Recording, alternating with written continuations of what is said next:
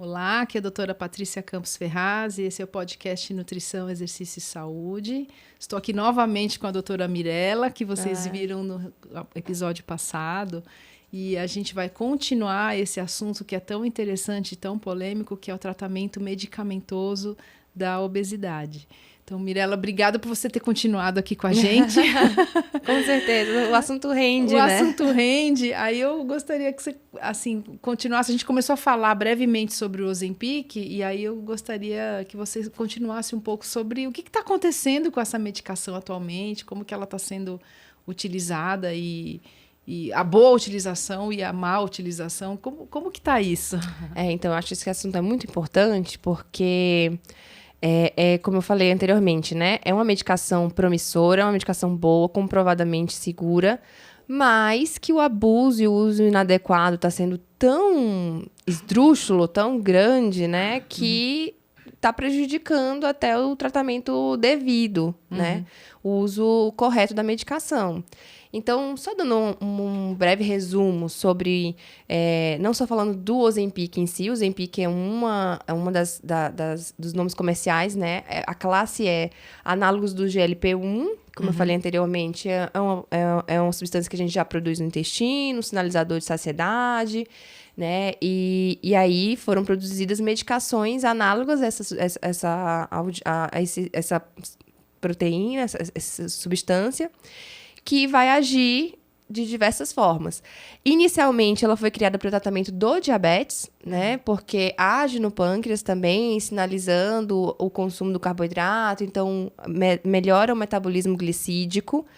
E foi visto que os pacientes perdiam peso, e aí aos poucos foram se conhecendo os outros mecanismos pelos quais a medicação também leva à perda de peso. Então, hoje, a gente já tem indicação de bula, tá? Porque muita gente fala, é off-label para o tratamento da obesidade. É assim, hoje no Brasil, a gente tem a liraglutida no Saxenda, na dose de 3 miligramas, como já de bula para obesidade, tá? E a gente tem hoje de nomes comerciais, né, na farmácia de GLP-1, tem o Ozempic, que é a semaglutida, né? E a gente tem a dulaglutida, que é o Trulicity. E aí, o Ozempic e o Trulicity são para o diabetes. Mas a gente sabe que a semaglutida, na dose de 2,4 miligramas, já foi aprovada para tratamento da obesidade. E deve chegar também em breve, com o nome de Wegovy, né? E deve chegar em breve aqui no Brasil também. Então, a semaglutida, a molécula semaglutida, ela já foi aprovada para tratamento da obesidade, que é a molécula do Ozempic. Certo. Tá? Então, é off-label porque o Ozempic em si, em bula, não está descrito para obesidade, mas tem estudo para perda de peso para obesidade, né? E a gente hoje também tem a semaglutida oral também, que já chegou no Brasil, que é o Rybelsus, que de bula também é para o tratamento do diabetes, não é para tratamento da obesidade. Então, a semaglutida oral é realmente off-label para tratamento de perda de peso. Tem estudo andando, né? Mas o que a gente tem de bula mesmo é semaglutida injetável na dose de 2,4 miligramas ou liraglutida injetável na dose de 3 miligramas diário, né? E o semaglutida semanal, certo? Então, só para esclarecer isso.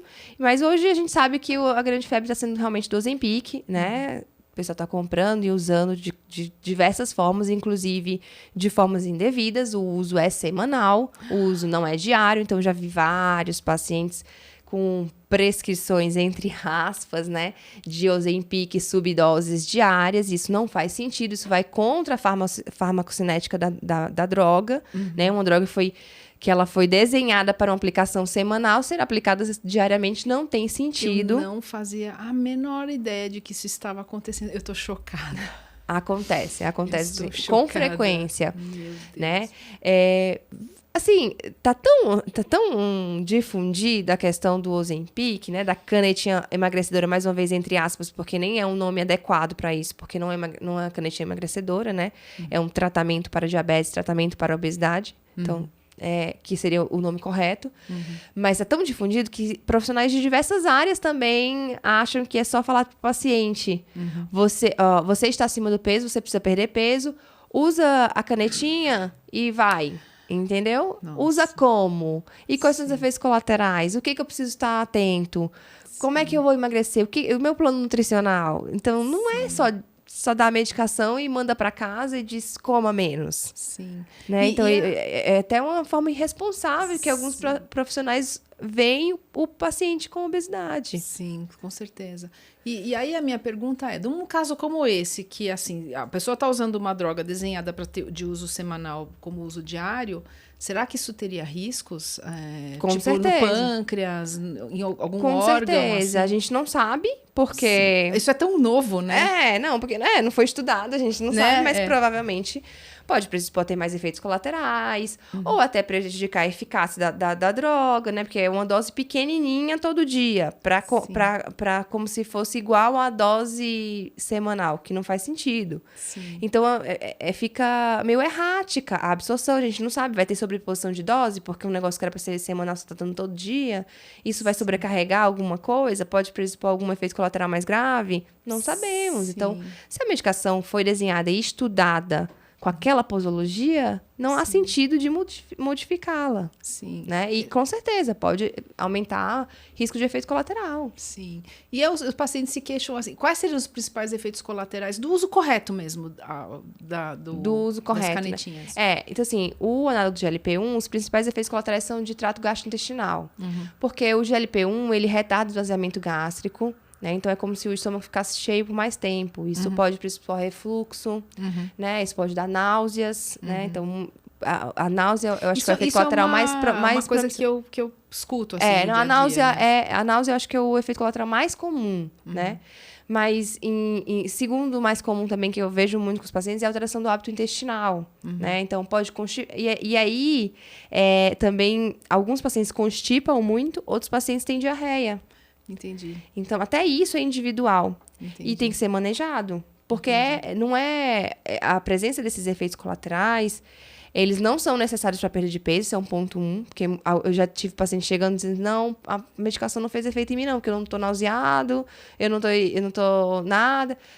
Olha, o objetivo da medicação não é dar náusea e por isso você não comer porque está nauseado. Isso não é o objetivo. O objetivo é aumentar a saciedade, diminuir a fome para que você consiga mudar os seus hábitos alimentares. Esse é o objetivo, né? Então, a náusea é um efeito colateral que precisa ser manejado. Olha que coisa, né? Como a pessoa, ela julga o efeito da medicação pela ausência ou presença dos efeitos colaterais. Exato. Né? Muito comum isso, inclusive. Tá, olha. Então, vão ter pacientes que vão ter mais efeitos colaterais, vão ter pacientes que vão ter menos efeitos colaterais. E os efeitos colaterais eles são mais prominentes no início do tratamento e tendem a melhorar com o tempo. Por isso, a titulação de dose. Né? Por isso, a gente não começa com dose full no início e vai titulando a dose de acordo com a evolução do paciente. E teve uma coisa que você falou que foi importante, assim, que tem essa questão do enjoo, tem essa questão da pessoa que responde e que não responde à droga. Como que é isso, assim? Explica pra mim. Como o paciente super responsivo e o outro que não pode não responder, assim? Por que isso acontece? A gente não tem uma resposta clara para isso, né? A medicação, ela vai agir igualmente na mesma região dos indivíduos, mas talvez os pacientes que não respondem, eles tenham outros mecanismos que levam ao consumo calórico que a medicação não conseguiu atingir, né? Então, é mais ou menos a minha hipótese. Mas, na verdade, na prática mesmo, o que eu observo é que os não respondedores são os pacientes que não se engajaram. Entendi. Que esperam que só tomar a medicação vai levar à perda de peso. E não vai. Sim. Não vai. É o que eu falo assim, a medicação intuitivamente faz você reduzir um pouco a ingesta calórica. Você come menos. Porque dá uma saciedade precoce, né? Então, é como se você comesse 2 pães, você vai comer só meio pão, porque você não vai conseguir passar daquilo. Isso é o que os pacientes me relatam. Acontece porque às vezes eu faço mesmo. uma dieta que, assim, já é hipocalórica e tudo, e eles falam, nem isso eu consigo comer mais, né? Mas esse mecanismo, ele pode ser suplantado. Aí você come várias vezes, Sim. Ou você come algo que não te dá tanta saciedade, uma coisa mais líquida. Ou bebe álcool, que também é calórico. Álcool também é outro problema. Um problemão. Outro problemaço para quem quer emagrecer. As pessoas Porque não entendem que é calórico, não entendem que atrapalha, né? Sim. E aí elas querem fazer dieta. Não, de segunda a sexta eu quero ir super restrito. Aí sábado e domingo é como se não tivesse amanhã. E aí, assim, ao longo prazo, você deve ver isso. A longo prazo as coisas não funcionam do jeito que a gente quer. E quando você vê, o indivíduo está comendo 1.500 calorias, vamos dizer, de segunda a sexta, e 4.000 no fim de semana. Porque é churrasco, é cerveja. E sem achar que tá consumindo, e acha que tá né? tudo bem. Porque, não, eu como pouco.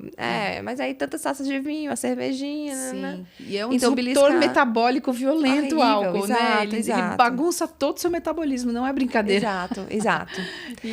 Mas é isso, então assim, daí a importância da orientação, porque às vezes você tá tomando a medicação, ela tá fazendo o efeito de você parar ali, de comer instintivamente menos naquela refeição, mas você tá suplantando em outros momentos, né? Comendo um pouquinho aqui, um pouquinho ali. Ou então, o que eu vejo muitos pacientes fazem, ficam um dia inteiro sem comer, e aí ficam passando mal, porque estão um dia inteiro sem comer, e aí fica com vontade de comer doce, porque, óbvio, se tá em jejum, o corpo vai querer energia mais rápida é o carboidrato, aí fica beliscando doce, com vontade de doce, fala, a medicação aumentou a minha vontade de doce. Não foi isso. Não. Né? Então, assim, precisa ter um plano nutricional junto. Não é só tomar a medicação. Sim, né? É verdade. Então, eu acho que muito dos não respondedores tem isso. E tem um ponto também que me veio agora, que são essas pessoas que são, assim, absolutamente compulsivas por comida e tomadas, assim, acho que, por um sentimento de ansiedade e de vazio emocional, que eu acho que não é uma coisa que tem a ver com a saciedade física, né? Sim. Então, tem essa fome emocional. Se a pessoa não consegue identificar minimamente o que é fome física e o que é fome emocional, eu acho que isso também contribui para não responder. Para não responder. Com certeza. Né? A pessoa está comendo, ela não é fome física, né? Ela pode estar se sentindo empachada até aqui. Mas aquela fome emocional é que vai motivar a pessoa a ter um consumo totalmente inadequado de calorias, de alimentos e tal, né? E aí que é legal também a gente tentar identificar, né? Sim. Parte do meu trabalho é fazer a pessoa identificar também o que é a fome, né? O estômago roncando. Qual é o padrão alimentar, né? Ou é as suas emoções que estão levando você a preencher um vazio que a comida não deveria preencher, né? Eu me lembro, eu falei já sobre isso em outros episódios, acho que com o Carlinhos Merege, quem não assistiu o episódio de exercício e paciente bariátrico, que foi o doutorado dele, foi muito legal. Vocês podem ver alguns episódios atrás. E a gente estava conversando sobre isso, como é importante você olhar essa parte cognitiva e emocional do paciente obeso. E no caso dele, que trabalhou com bariátricos, que eram pacientes complicadíssimos, assim, né? E a bariátrica é um outro assunto, mas é isso. Às vezes a pessoa também chega lá nos extremos, caminhando para a bariátrica e acha que só a bariátrica vai resolver. Não é isso também, né? Olha, lá no HC existe um ambulatório só de reganho pós-bariátrica. E tem muito paciente. O reganho pós-bariátrica é muito prevalente. Entendi. Porque as pessoas vão para bariátrica achando que é irreversível, e não é. Nossa. Não é. Então, se você pode reganhar até uma pós-bariátrica, imagine com a medicação que você usou por um tempinho e tirou. Sim.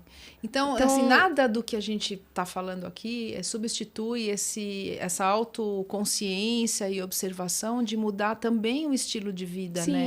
O estilo de vida e o gerenciamento das suas emoções com relação à comida.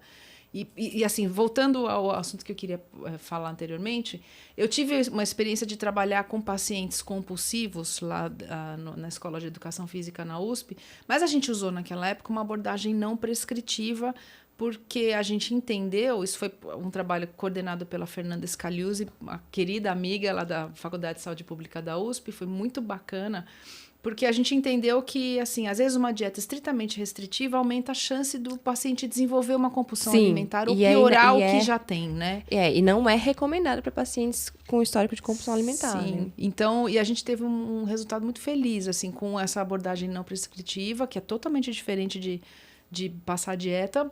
Era um aconselhamento, Era um aconselhamento nutricional, quinzenal, onde a gente ajudava a pessoa a organizar a alimentação dela e fazer escolhas sensatas e tentar reconhecer os momentos que ela queria e precisava de um pequeno agradinho, desde que aquilo tivesse assim sob controle. Então, a gente ensinava a pessoa a controlar isso. E foi muito bacana, foi enriquecedor, porque essas técnicas eu uso hoje em dia para aqueles pacientes compulsivos, né, que lidam muito mal com a restrição alimentar. Claro que assim, um paciente compulsivo pode se dar muito bem com uma medicação dessa, se souber identificar corretamente a fome emocional da fome física e ter o cuidado emocional necessário, né, para ressignificar a sua relação com a comida. Mas, de novo, precisa do olhar multidisciplinar, né? Precisa do psicólogo junto, precisa do nutricionista, precisa do médico e precisa de uma autoanálise, de uma autoconscientização muito grandes, que boa parte das pessoas não quer olhar para si nesse nível. Eu falo também muito para os meus pacientes, eu falo assim, o tratamento para obesidade, ele envolve autoconhecimento. Sim. O autoconhecimento é muito necessário, porque cada pessoa tem um padrão alimentar e tem fatores que te levam, gatilhos que te levam para aquele padrão alimentar. Se você não identifica qual é o seu padrão alimentar, quais são os seus gatilhos, você não consegue combater. Então, você pode até conseguir fazer uma restrição ali naqueles mesezinhos, tomando a medicação, mas você vai recidivar, né? Então, é importante o autoconhecimento, é importante que o profissional que está acompanhando o paciente conheça o paciente, então, leva tempo também para você identificar, né, o comportamento do paciente, por isso que é um acompanhamento longo, né? E, assim, o tratamento para a obesidade, ele tem que ser direcionado para o indivíduo. Então, você tem que saber qual que é o padrão, se ele é um beliscador, né? Se ele tem um padrão mais hiperfágico, se tem um componente emocional forte ali, né? Como que é o meio daquele paciente, trabalho, relações interpessoais, o sono. Os hábitos familiares também, né? Os hábitos familiares. Vem de uma família que você não podia deixar a comida no prato, né? Vem de uma família que a comida é o centro social, o que é bem prevalente, né? Sim, a comida é um... Porque é, né? Porque é mesmo. Então, tudo isso contribui para o padrão alimentar daquele paciente. Desconstruir algumas coisas, alguns mitos que ficam no nosso subconsciente e identificar os gatilhos é muito importante. E a medicação sozinha não vai fazer isso. Nunca fará. É muito complexo. O que a gente está falando aqui, o tratamento da obesidade é uma coisa que complexa, multifatorial, de longo prazo, não termina porque a doença não tem cura.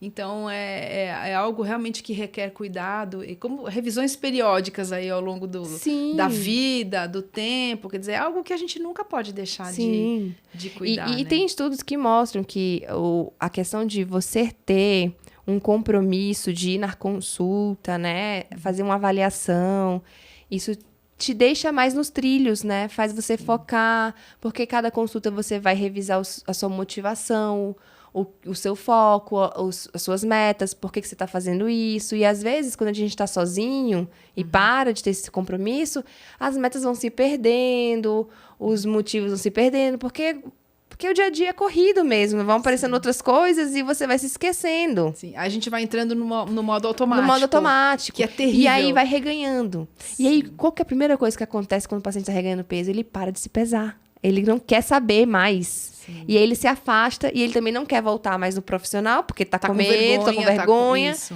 E aí é uma bola de neve. Sim. Então, isso é muito importante. Isso é muito importante. É assim, fugir do profissional que te acompanha quando as coisas não estão indo bem. Isso quando esse é o momento legal. De voltar. Esse é o momento mais importante de voltar. Porque, assim, o bom profissional, ele vai saber entender esse momento e vai acolher. Ninguém tá lá com o chicotinho. Claro, imagina. Né? E para dar aquela bronca. Não é isso. Porque a gente sabe que as coisas difícil. Podem ir para esse lado. E tudo tem jeito, né? Essa é a pior decisão. Quer dizer, quando você larga tudo e acha que vai resolver tudo sozinho, que vai aparecer no profissional quando tiver melhor. Não, eu vou só perder 2 quilinhos pra voltar. Não faça isso, volte antes. Volte antes. É que as pessoas acham que que o caminho pra perda de peso, ele é uma pista, assim, né? E não é. É uma pista de mountain bike, né? Assim, Exatamente. Tem altos e baixos. Altos e baixos, né? Tem empecilhos, vão ter várias coisas que você vai precisar passar e a ajuda profissional vai te ajudar nesse sentido. Sim, porque a vida da gente é assim, o que a gente também, nas entrelinhas, o que a gente está querendo deixar claro aqui, que a alimentação tem esse significado emocional e afetivo fortíssimo na vida de todos nós, porque faz parte da nossa cultura, da nossa história, nos traz lembranças, nos traz uma sensação de pertencimento, né, do nosso meio. Então, tudo isso é muito complexo e é muito... A gente precisa aprender a lidar com a alimentação, de forma que a gente se encontre com as nossas questões emocionais e culturais, mas sem depender excessivamente e emocionalmente da alimentação, a ponto disso prejudicar a nossa saúde. Isso. Então, exige muita sabedoria. Exige muito investimento de tempo e de compreensão e de estudo. Por isso que poucas pessoas têm um resultado tão legal. E duradouro. E duradouro, porque elas não querem chegar nesse nível de análise. Ou, às vezes não tem, até pela própria vida... trabalha muito, tem um cargo muito estressante, ou cuida de alguém da família que exige demais, né, dela, às vezes um familiar ou de filhos pequenos, enfim, tem 1000 coisas no meio.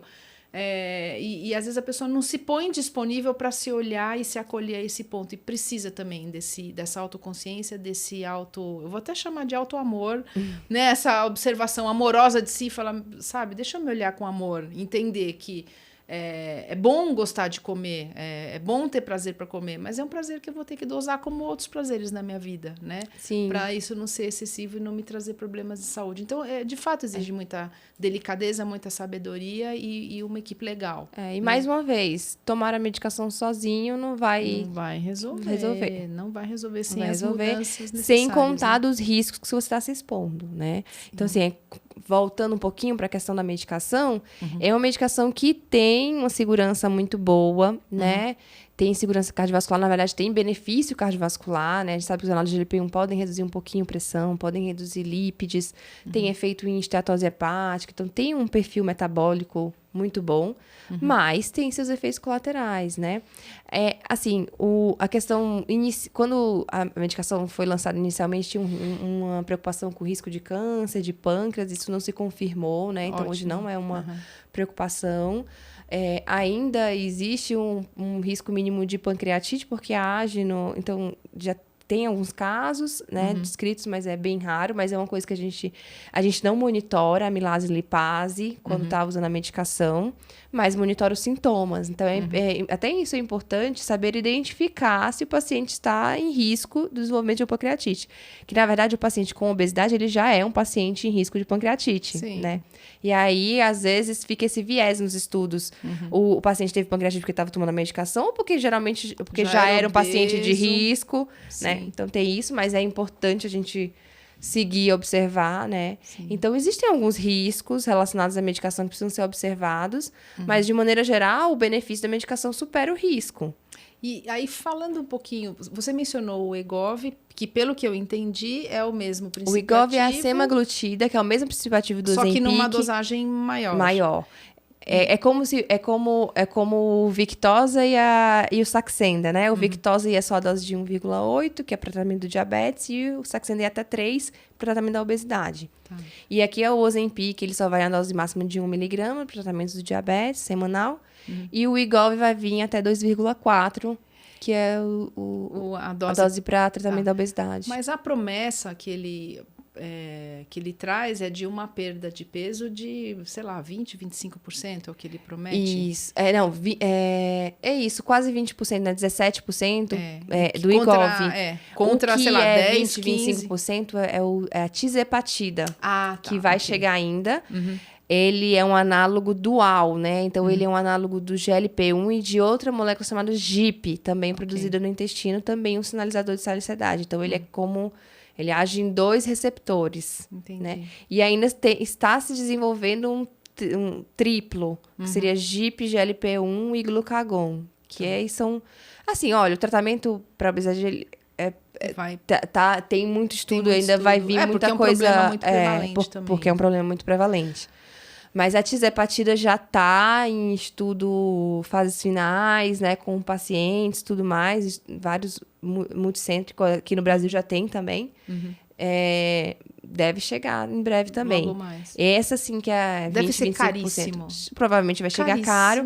E outra coisa, por ser mais potente, mais efeitos colaterais gastrointestinais, né? Entendi. Então, tudo vai ser pesar Agora, e maior risco de automedicação, pelo amor de Deus. Eu né? espero que não claro venha. Eu espero que ela venha com prescrição médica. Né? Espero. E agora, assim, olhando para essas medicações que tendem a ficar mais eficientes, isso revolucionaria, por exemplo, o tratamento da obesidade no sentido de reduzir a demanda por cirurgias bariátricas? Se a gente conseguir achar drogas mais eficazes? Ou você acha que a bariátrica sempre vai ter espaço para ela? Não, hoje em dia, o que é a definição de indicação de bariátrica, né? O paciente que tem um IMC acima de 35 com comorbidades ou acima de 40 sem comorbidades, que tenha feito um tratamento clínico por 2 anos sem resultado eficaz.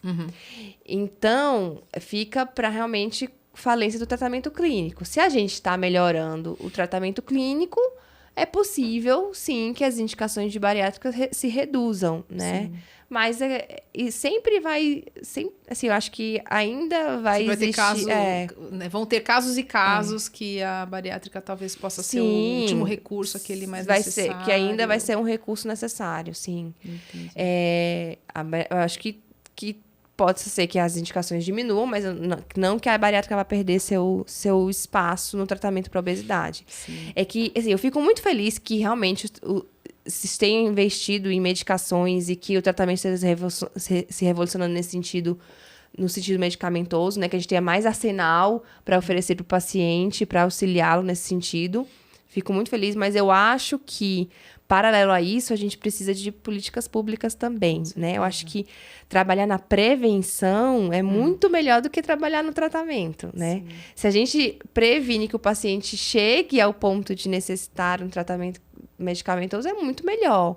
Sim. Então, eu acho que também focar aqui na criança e no adolescente, que a gente está vendo que a obesidade infantil está explodindo, né? Então, é uso de telas, é incentivo à atividade física, e não só o exercício físico, mas o indivíduo ser mais ativo no dia a dia, caminhar, subir escada, andar de bicicleta no final de semana, brincar no recreio de pega-pega, de corre-corre, do que ficar no celular, jogando joguinho, né?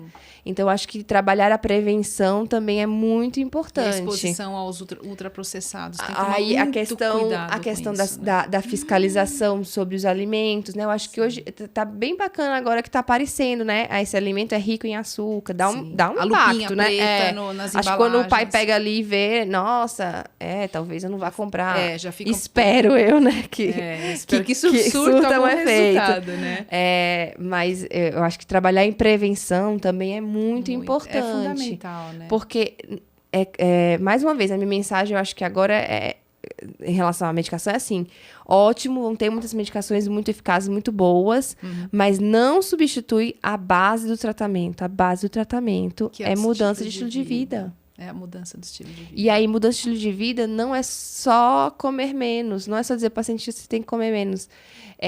Ter melhores escolhas alimentares, conhecer sobre os seus padrões alimentares, seus gatilhos e como modificá-los, se tornar uma pessoa mais ativa no dia a dia, praticar exercício físico regular, consumo de substâncias como álcool e tabagismo, né? Ter boa qualidade, ter uma boa qualidade de saúde mental, sono, enfim, é muito mais multifatorial, amplo, né? muito mais amplo, né? Do que só a medicação. Mas essa é a base. Se você tem um estilo de vida bom, que te sustenta, o tratamento vai ser bem mais sucedido, eficaz, né? Muito mais bem sucedido.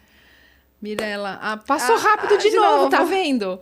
Muito obrigada de novo pela sua participação e muito obrigada pela atenção. Eu que agradeço, foi uma conversa muito gostosa. Me chame mais. Obrigada mesmo, chamarei. É um prazer. Obrigada, tchau, tchau, até o próximo episódio.